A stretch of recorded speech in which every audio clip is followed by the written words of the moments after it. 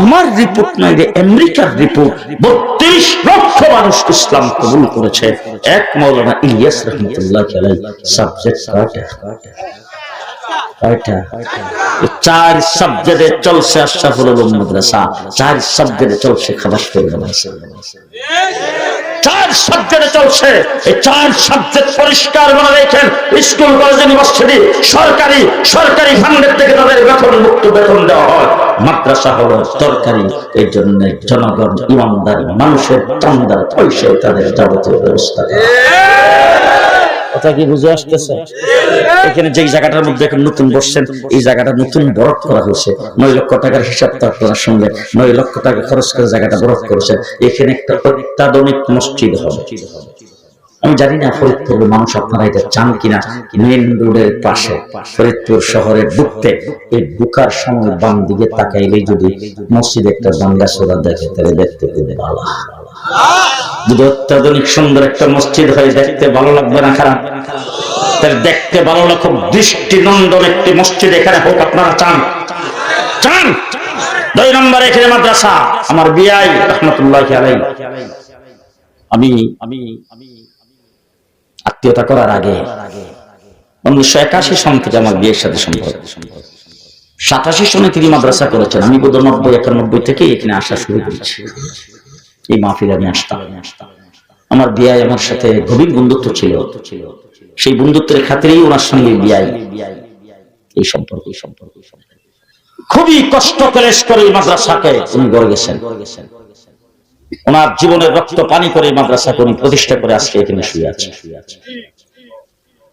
আজকে তার সন্তান এই মাদ্রাসাকে ধরে রেখেছেন। আপনাদের সকলের সার্বিক সহযোগিতা চাই। এই মাদ্রাসা একটি ভবিষ্যতে একটি বড় ধরনের দ্বীনের মার্কাজ হোক, এটাকে আপনারা চান? কারা কারা চান একটু হাত উঠে দেখান তো। আল্লাহ কবুল মঞ্জুর করে সকলে বলেন আমি। হাত নামান। আমি এখন আপনাদের কাছে এখানে ফরিদপুর বাংলাদেশের মধ্যে যতগুলি জেলা, তার মধ্যে উল্লেখযোগ্য একটা জায়গা। আর ফরিদপুরের মান সম্মান ইজ্জত বিভিন্ন ভাবে হইতে পারে, কিন্তু আমরা মনে করি ফরিদপুরের সম্মান এবং ইজ্জত শামসুল হক ফরিদপুরি রহমতুল্লাহ, শামসুল হক ফরিদপুরি রহমতুল্লাহ ওই ব্যক্তি আজকে ঢাকা শহরে 400-র উপরে মাদ্রাসায় কালা রাসূলুল্লাহ সাল্লাল্লাহু আলাইহি ওয়াসাল্লাম পড়ানো হয়। সেই মাদ্রাসাগুলির দিক যদি তাকায় দেখেন, প্রত্যেকটা মাদ্রাসা শামসুল হক ফরিদপুরি স্বাক্ষর। আমার তো মনে হয় শামসুল হক ফরিদপুরি এই 400 মাদ্রাসায় যে কালা রাসূলুল্লাহ সাল্লাল্লাহু আলাইহি ওয়াসাল্লাম পড়ানো হচ্ছে, প্রত্যেকটা সওয়াব ওনার আমলে বসতেছে। কারণ সর্বপ্রথম ঢাকা শহরে মাদ্রাসা প্রতিষ্ঠা করেছেন তিনি, সর্বপ্রথম সূচনা করেছেন তিনি। সেই ফরিদপুরের মানুষ আপনারা এই ফরিদপুর শহরে ঢুকতে, এই জায়গায় এরকম মনোরম একটি জায়গায় এই মাদ্রাসাটা দ্বীনের মার্কাজ হিসেবে হোক, আপনারা হাত উঠাইছেন।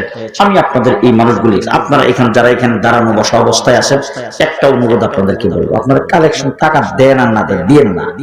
যারা দিবেন না, দাঁড়ানো থাকবেন, বসা থাকবেন, উঠবেন বসবেন। সুলতানুল ওয়াইজিন হযরত মাওলানা খালেদ সাইফুল্লাহ ইবি আসতেছে, আসার পর বয়ান করবে। আপনারা একটু কষ্ট করে বসেন।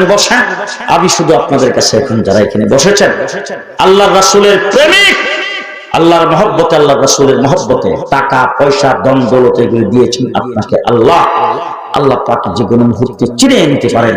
আল্লাহ তাবারক ওয়া তাআলা তার মধ্যে বরকত দিতে পারেন। আপনার জীবন চলতে সবচাইতে বড় যে মাধ্যম যে জিনিসটা, সেই জিনিসটা হলো সদকা তারুদ্দুল বালা। জীবনের সমস্ত বিপদ আপদ বালা মুসিবত থেকে সদকা মানুষকে বিরত রাখে। মাল সম্পদে বরকত হবে। কোন মানুষ যদি এরকম থাকেন, একটু দাঁড়ায় বলবেন যে হুজুর 10,000 টাকা, আমি আপনাদের কাছে 10,000 টাকার বিষয় বলবো না। কেউ যদি 50,000 থেকে বলেন আপত্তি নেই, 30,000 থেকে বলেন আপত্তি নেই, আপনার তৌফিক অনুযায়ী আপনি বলবেন। 10,000 টাকার প্রথম একটা ব্যক্তি একটু বলেন তো দেখি, 10,000 টাকা মাদ্রাসার জন্য দিবেন। মাশাআল্লাহ, কি নাম?